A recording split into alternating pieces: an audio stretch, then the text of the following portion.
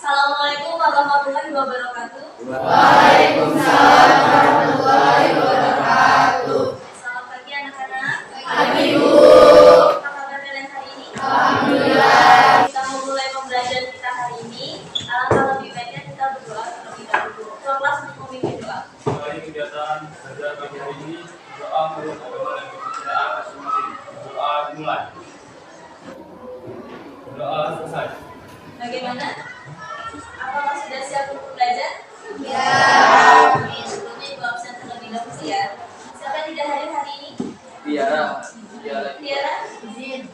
Ya. Minggu lalu kita sudah praktikum tentang faktor-faktor yang mempengaruhi laju reaksi. Hari ini kita akan belajar mengenai teori tumbukan. Kompetensi dasar untuk materi ini yaitu pengetahuannya menjelaskan faktor-faktor yang mempengaruhi laju reaksi menggunakan teori tumbukan. Kemudian indikator keterampilannya yaitu menyajikan hasil penelusuran informasi, cara-cara pengaturan dan penyelamatan untuk mencegah perubahan fisika dan kimia yang tak terkendali. Kemudian tujuan pembelajaran kita hari ini yaitu melalui model discovery learning dan pendekatan saintifik, peserta didik dapat menjelaskan faktor-faktor yang mempengaruhi laju reaksi menggunakan teori tumbukan dan menyajikan hasil penelusuran informasi, cara-cara pengaturan dan penyelamatan untuk mencegah perubahan fisika dan kimia yang tak terkendali dengan baik, sehingga peserta didik dapat mengembangkan kemampuan berpikir kritis, komunikasi, berkolaborasi, dan berkreasi. Sebelum membagikan LKPD-nya, kalian silakan duduk bersama kelompoknya masing-masing. Sudah dapat semua LKPD-nya? Ya. Pada proses pembelajaran kita yang pertama yaitu mengamati. Oke, silakan perhatikan fenomena berikut. Jadi di sini ada gambar komposisi udara. Posisi udara di sini menunjukkan beberapa campuran gas. Nah, di udara partikel-partikel itu dapat bergerak bebas. Karena bergerak bebas tadi sehingga memungkinkan terjadinya tumbukan antara partikel yang satu dengan partikel yang lain. Namun tidak semua tumbukan itu menghasilkan reaksi. Jadi ada tumbukan yang menghasilkan reaksi dan ada tumbukan yang tidak menghasilkan reaksi. Oke, kalau misalnya tumbukan yang menghasilkan reaksi, misalnya pada reaksi pembentukan gas NO pada saat terjadi gerak. Nah, dari fenomena ini, silakan kalian tanyakan apa yang ada dari fenomena yang diberikan. Kenapa tidak semua tumbukan menghasilkan reaksi? Oke, baik sekali pertanyaannya. Kalau ada lagi yang ingin bertanya? Tidak? Oke, silakan. Izin bertanya, mengapa pembentukan gas NO pada saat terjadi kilat itu menghasilkan reaksi? Oke, untuk menjawab pertanyaan teman-teman kalian tadi, kita akan melakukan pembelajaran kita. Kegiatan selanjutnya yaitu mengumpulkan data. Perhatikan di LKPD kalian sudah beri gambar-gambar ilustrasi. Untuk lebih jelasnya ini kan berupa video animasi. Kalian bisa menyaksikan animasi yang ada di depan. Perhatikan ke depan. Ini ada reaksi dari A2 tambah B2 menghasilkan 2 AB. Ini ada ilustrasi yang pertama. Molekul A2 dan B2 bergerak bebas pada sistemnya. Nah, kemudian perhatikan arah orientasi tumbukannya. Sini perhatikan arah orientasi dan kekuatan tumbukannya. Nah, kemudian perhatikan hasilnya, menghasilkan reaksi kimia atau tidak. Ilustrasi yang kedua, perhatikan arah orientasi tumbukannya. Kemudian lihat hasilnya, menghasilkan reaksi kimia atau tidak. Nah, ilustrasi yang ketiga, perhatikan arah orientasi tumbukannya dan kekuatan tumbukannya. Perhatikan hasilnya, menghasilkan reaksi kimia atau tidak. Ilustrasi yang keempat, perhatikan arah orientasi tumbukannya dan kekuatan tumbukannya. Kemudian perhatikan hasilnya, menghasilkan reaksi kimia atau tidak. Ya, ini nanti berulang-ulang. Kemudian di LKPD kalian juga sudah ada gambarnya setiap ilustrasi tadi. Sampai di sini ada pertanyaan tidak? Ya. Oke, jika tidak ada yang ingin ditanyakan, silakan kalian kerjakan. Kalau bagian mengumpulkan datanya sudah, bisa dilanjutkan ke kegiatan yang mengasosiasi. Bagaimana, sudah selesai semua belum? Sudah. Kalau sudah selesai, kita akan langsung mempresentasikan kegiatan yang mengumpulkan data dan mengasosiasi. Untuk bagian yang mengumpulkan data, ayo siapa yang mau jawab? Oke, 5 ya, silakan. Gambar ilustrasi 1. Berdasarkan gambar ilustrasi 1 dan 2, apakah molekul A2 dan molekul B2 terjadi tumbukan? Jawabannya tidak terjadi tumbukan. Oke.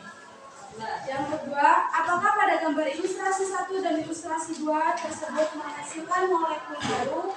Jawabannya tidak menghasilkan molekul baru. Oke. Gimana kelompok lain? Ya, jelas ya dari gambar dan video tadi ya. Jelas. Oke, kita lanjut ke pertanyaan selanjutnya.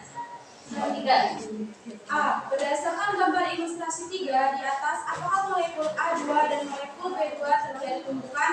Jawabannya iya. Pada gambar di atas terjadi tumbukan. B.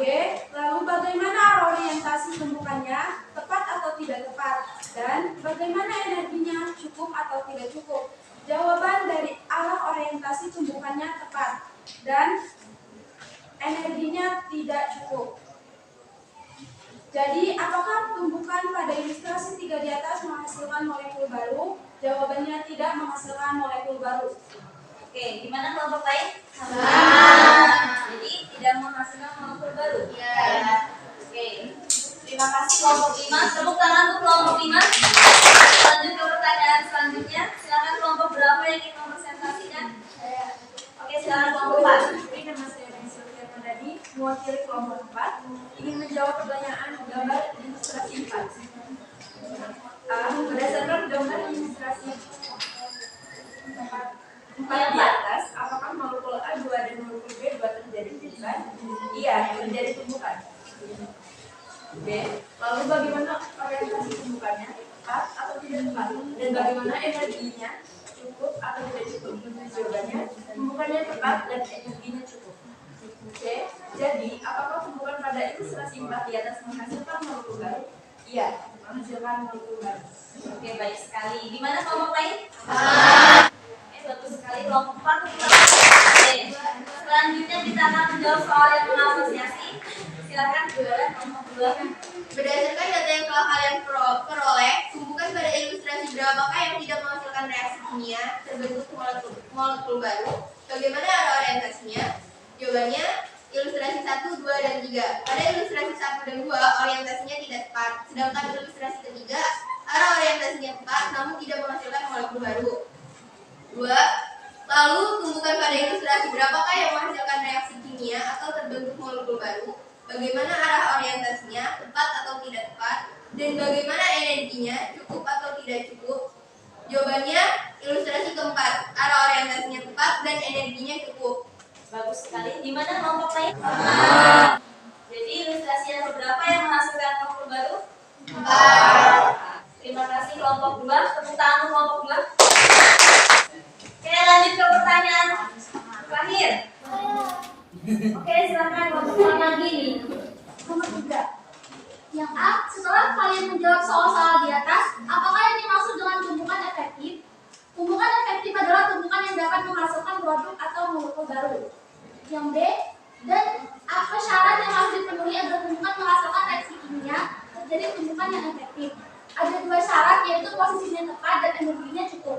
Gimana kelompok lain? Baik sekali. Terima kasih untuk kelompok 4. Oke, kita sudah selesai pada kegiatan yang pertama. Sampai di sini ada yang ditanyakan atau tidak? Tidak. Sudah paham atau belum? Sudah. Sudah? Oke, kalau sudah kita lanjut ke kegiatan yang kedua. Sudah dibuka kegiatan yang kedua halaman 4? Sudah. Ya. Tadi kan ada ilustrasi 3 dan ilustrasi 4. Bertumbukan, orientasinya tepat tapi tidak menghasilkan molekul baru. Jadi dipengaruhi oleh adanya di partikel bereaksi. Untuk lebih memahaminya, kalian amati video animasi yang lain. Jadi ini ada molekul A2 yang putih ini, yang hijau ini molekul B2. Kemudian perhatikan ini energi partikel reaksinya yang warna merah ini kami menghasilkan molekul baru atau tidak. Oke, ini yang ilustrasi yang kedua. Perhatikan arah energinya, melampaui atau tidak. Sudah? Sudah. Jelas? Jelas. Untuk lebih jelasnya kalian lanjutkan dengan menjawab soal-soal pada bagian mengasosiasi. Bagaimana? Sudah selesai semua belum? Sudah. Selanjutnya kita presentasikan. Ayo kelompok mana yang mau presentasikan? Nomor 1, dari video animasi yang telah kalian amati, tumbukan beberapakah yang menghasilkan reaksi kimia? Tumbukan kedua. Ada ilustrasi yang Kedua. Oke, gimana kelompok lain? Lanjut ke pertanyaan nomor 2. Pertanyaan nomor 2. Dari video animasi yang telah kalian amati, pada tumbukan beberapakah yang tidak menghasilkan reaksi kimia? Tidak terbentuk molekul AB.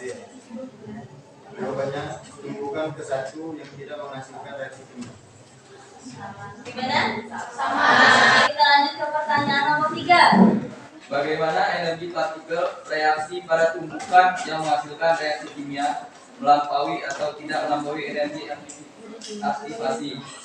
Jawabannya melampaui energi aktivasi. Oke, bagus sekali. Pertanyaan keempat. Bagaimana energi partikel reaksi pada tumbukan yang tidak menghasilkan reaksi kimia atau melampaui atau tidak melampaui energi aktivasi?